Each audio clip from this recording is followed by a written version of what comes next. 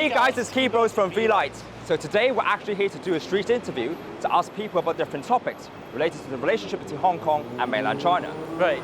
This is because there have been many controversial issues surrounding our relationship with the mainland, such as the national security law, the border restrictions, and also COVID policies. That's why we want to probe different responses and understand how today's Hong Kong society view these controversial issues. Exactly.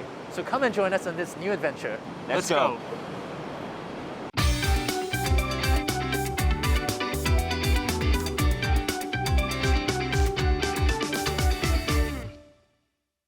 My friends in the UK think I've gone mad because I'm so pro-Chinese communist, shall we say. So what do you think about mainland China? Well, it's a tough question.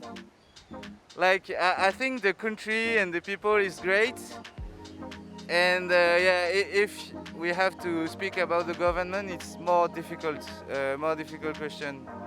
Like, yeah, I don't know. Like, can we criticize or not? Or? It was sad to see that there's a division, and that China doesn't want to hear Hong Kong's opinion.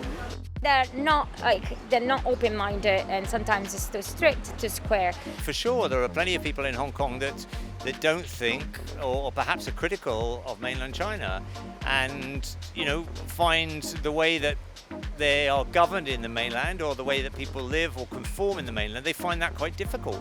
And I understand that because it's different from what we've been used to in Hong Kong for many years, and it's different from the Western world as well. It's difficult to say whether that's right or wrong because, but it's just different from what we're used to. Personally, I honestly don't like the language. It's quite aggressive, and their mannerism is a little bit harsh and disrespectful. But I think there's a lot of nice mainland Chinese people. But yeah, this is from the experience that I've had. I think there's always a bit of sort of us and them and a bit of competition. If you ask any Manchester City supporter what they make of Manchester United, you're likely to get a fairly negative view. And beyond that, each may think that they're superior to the other. China should learn to be like a little bit more open, especially to foreigners. I cannot see that when I was in China, everyone was staring at me. That's something that actually was bothered me at one point. Then I didn't care, but that stare, that just there should be like, you put those boundaries away, and that's something Hong Kong has done, and it's just beautiful. I think their overall management of the COVID situation could certainly have been better. The Hong Kong government was in some ways caught in the middle. They wanted to understand what was happening in the mainland and respond to that and those protocols and approaches, but that wouldn't have worked here. So they were trying to make their own way, and I think they could have done overall a better job of that.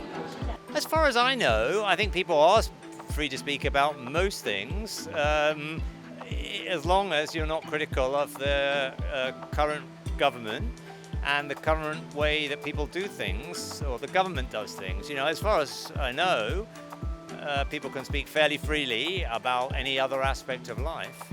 Hong Kong is very peculiar, it's special. Yes, its own autonomy, its own character. It's different from mainland China, as I feel.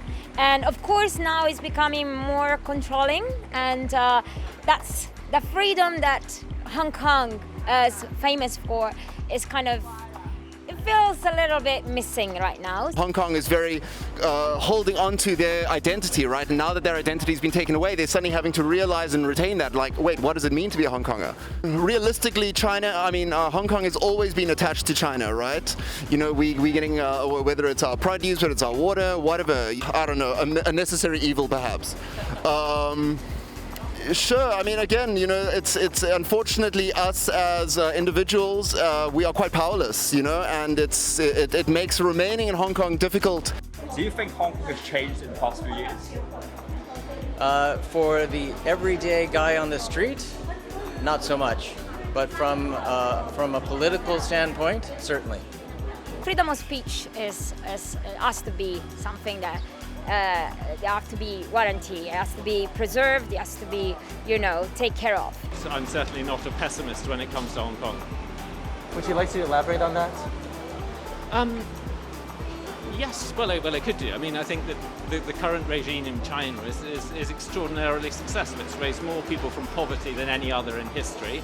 It has achieved a colossal amount of harmony while doing it, unlike certain other places. And I think it's a very, very impressive achievement. And I don't think I think the rest of the world can learn from it, never mind Hong Kong. They continue to remind us that it's one country, two systems, but I think that will slowly get eroded. But again, you have to understand that my original lived experience gives me a very Western perspective of democracy, right? And no one's to say that one version of democracy or one version of Chinese socialism is good or bad. I don't feel like Hong Kong must be a different country. I think it has to be the same country with China. But yeah, that's true that Hong Kong have his rules, and also it's a financial place, and the financial place is beneficial for everyone. I think for mainland as for international countries. And I think we can find a deal. And I think we have to remember that Hong Kong was far more developed early on than the mainland. And actually, probably a lot of the things about the development and business and so on, the mainland has learned from Hong Kong and has gone on to do much bigger things than Hong Kong. But we do have to remember that Hong Kong was the beacon of business and commercial development and a different way of living for many decades. So Hong Kong, of course, can continue to teach about ways of freely doing business, of hardworking people, of people that are open to different things from around the world. Hong Kong is a very international place despite everything.